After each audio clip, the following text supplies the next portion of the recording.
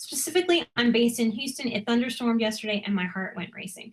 Okay, those are triggers. Those are triggers. So one of the things that you can do with triggering that way is to understand that that's going to happen and to not start fighting yourself. The thunder is a great example of this. Okay, thunder is going to happen in the world. Your system, your body, has just experienced a whole lot of thunder and scariness in that storm if you were in Houston. Your body, this beautiful machine that is set up to take such good care of you, knows that that was traumatic for you. So it's going to scan the horizon and scan it and scan it.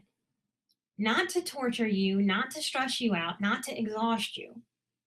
Again, good intention. That's how it even shows up for ourselves. That is a good intention of our system.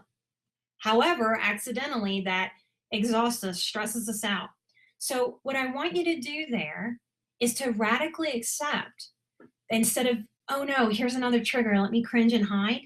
That's scary. I want you to get strong and full and big. Do you see what I just did with my body? And I want you to be the parent for your own inner self. Now that may be inner child, it may be inner psyche, it may be your soul, however you want to think about that, your inner self. And your inner self, when it gets scared, is like a little kid that's scared. And we want to show up for ourselves the way that I know that me, my clients, every empathic adult shows up for kids and friends in their lives. You have to show up that way for yourself. So the same way I would turn to a child and say, oh, sweet baby girl, that is just thunder. And let me tell you about the good things about thunder and the good things about lightning and the good things about rain.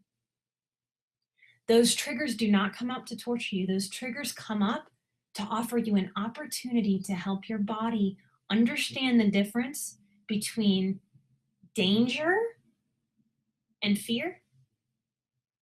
That system in us that gets triggered and that goes, oh no, shit, thunder, this is gonna be bad.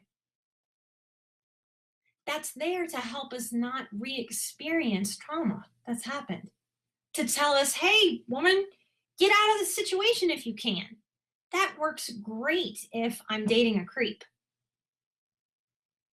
I can't control thunder, and I can't totally hide from thunder and lightning and storms in my life, as I can't run and hide or escape many things that become triggering. So instead of fighting that, instead of expecting the world to give you trigger warnings, it won't. I think trigger warnings are one of the worst things that have come in mental health. If you want to know more about that, I can talk about that at a later date. Those triggers are there as an offering to you. In that moment, you get to choose to be fearful, or you get to choose to show up for yourself and to teach yourself what you want yourself to know.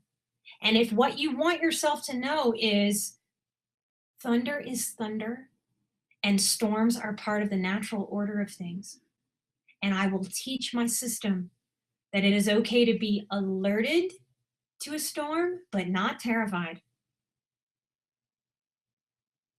And over time, if you offer enough messaging to yourself, enough calming of the body,